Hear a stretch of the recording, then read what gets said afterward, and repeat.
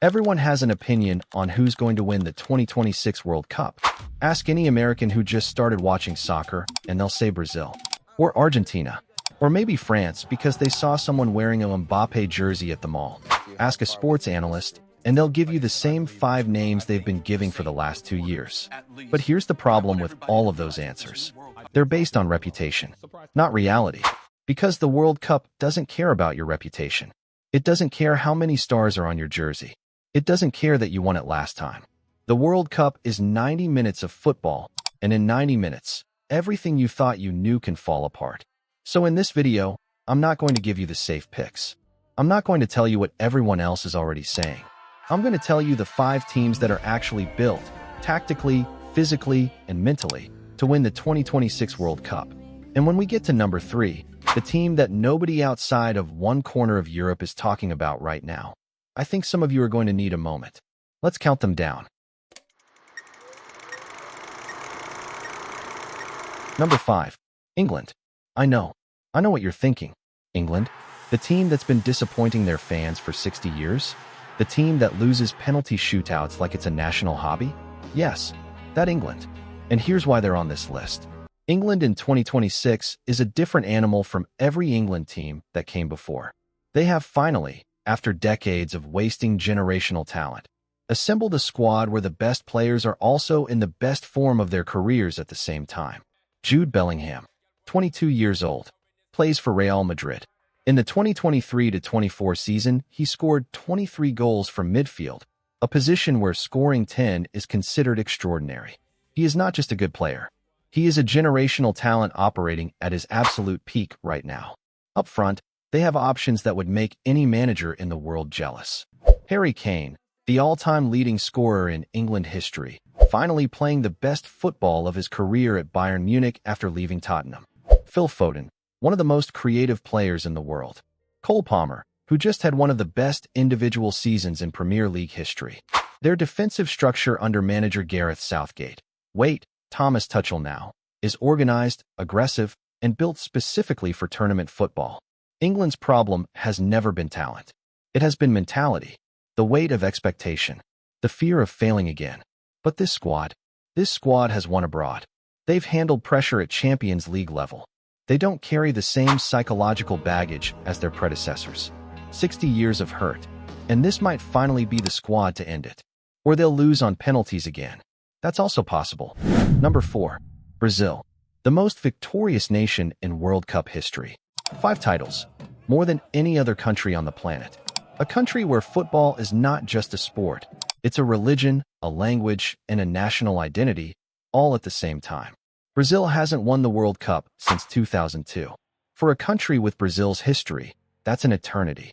And they arrive in 2026 with something to prove. Their attack is built around Vinicius Jr., the Real Madrid striker who has already won 2 Champions Leagues and has spent the last 3 years establishing himself as one of the 2 or 3 best players on the planet. Fast, unpredictable, technically brilliant, and playing the best football of his career at the moment. Around him are Matheus Cunha, Endrick, who at only 18 years old has already been compared to a young Ronaldo by those who watched the original, and Rafinha, who practically single-handedly transformed Barcelona's season. Not to mention that they still have Neymar, considered one of the best players in the world in the last decade. Their midfield is deep and creative. Their defensive organization has improved enormously under the current coach. So why are they in 4th place and not in a better position? Because Brazil always carries the weight of expectation in a World Cup. The whole country stops. 215 million people hold their breath. And this pressure, this enormous, beautiful, and overwhelming pressure, has broken Brazil before. In 1950, at the Maracana. In 2014, at home, losing 7-1 to Germany in the semifinal, in one of the most shocking results in the history of sport. Brazil has the talent to win. It has always had talent. The question, as always, is whether it will have the necessary calm. Number 3. This is the team I promised you. The one nobody outside of Europe is talking about. The one that American soccer coverage has almost completely ignored. The one that, if you mention their name to most people watching this World Cup, will get a blank stare. Before I say the name, let me describe them to you. They have won their continental championship 3 times in the last decade. Their domestic league is considered one of the most tactically sophisticated in the world. Their manager has built one of the most complete and difficult-to-break-down systems in international football. Their best player has been the best player in the world at his position for the last 4 consecutive years. And they are peaking, right now, at exactly the right moment. The team is Portugal. And before you say Cristiano Ronaldo is too old, stop. Because Portugal in 2026 is not about Cristiano Ronaldo. Cristiano is still here, still scoring, still capable of moments of brilliance that defy his age. But Portugal's identity is no longer built around him. It's built around Bruno Fernandes, the Manchester United captain who has been the best creative midfielder in the Premier League for 3 consecutive seasons. Around Bernardo Silva, arguably the most technically complete player in the world, capable of playing in any position in midfield or attack. Around Ruben Dias, the best central defender in England. Around Rafael Leao, the AC Milan forward whose pace and skill make him unmatchable on his best days. This Portugal team has depth, balance, tactical intelligence, and a manager in Roberto Martinez who has built a system that doesn't depend on any single player to be perfect. They went undefeated through their qualifying campaign. They conceded almost nothing. They scored freely. And in a World Cup held partly in the United States, with massive Portuguese and Brazilian communities in cities like Newark, Boston, and Providence, they will have support that feels almost like a home crowd. Portugal at number 3. Remember this video when they make the final. Number 2. France. Let me clarify something before explaining this choice. France isn't in second place because of Kylian Mbappe. All the analyses you've read put France on their lists because of Mbappe. And yes, Mbappe is extraordinary. The fastest player in the world. A cold-blooded finisher. A player who has scored in World Cup finals. But France is in second place because of what surrounds Mbappe. Michael Ollis plays as a winger and midfielder. He plays for Bayern Munich and is currently considered by the sports media to be the best French player in 2026. Aurelien Tchouameni, the Real Madrid midfielder who is becoming one of the best in the world in his position. N'Golo Kante, back in shape and playing the kind of football that made him the best midfielder on the planet. Marcus Thuram, explosive, physical, and one of the most underrated strikers in world football. And their coach, Didier Deschamps, a man who has been criticized throughout his career for playing conservative and pragmatic football, has won every major tournament he has competed in. The point is that pragmatic football in a World Cup works.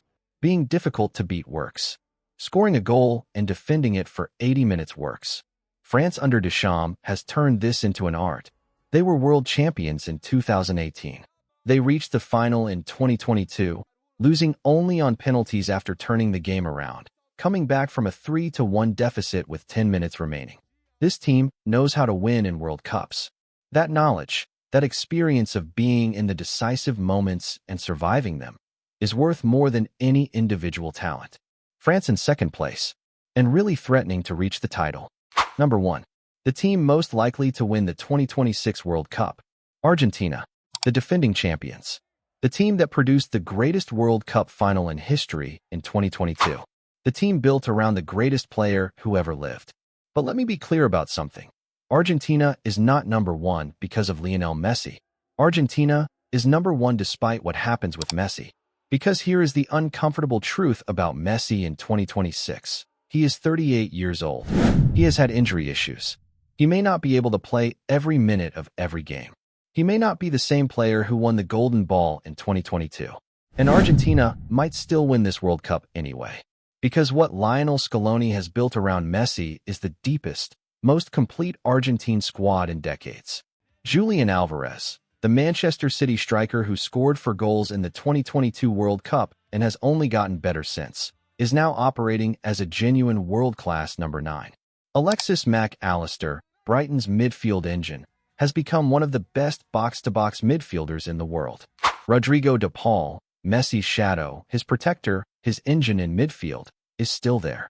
Enzo Fernandez, the most expensive player in Chelsea's history, is coming into his prime. Their defensive structure is organized and experienced. Their goalkeeper Emiliano Martinez is the best in the world at penalty shootouts, and proved it in 2022.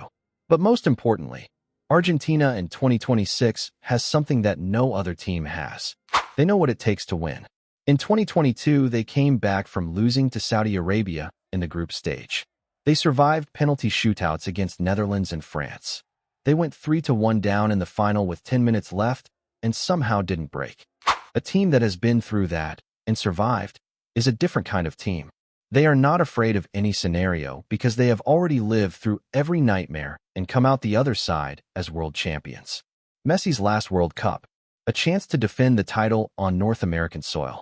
The greatest player of all time, surrounded by the best Argentine squad in a generation. Argentina at number 1. And if they win on July 19th at MetLife Stadium, it will be the greatest ending to the greatest career in the history of the sport. So there it is.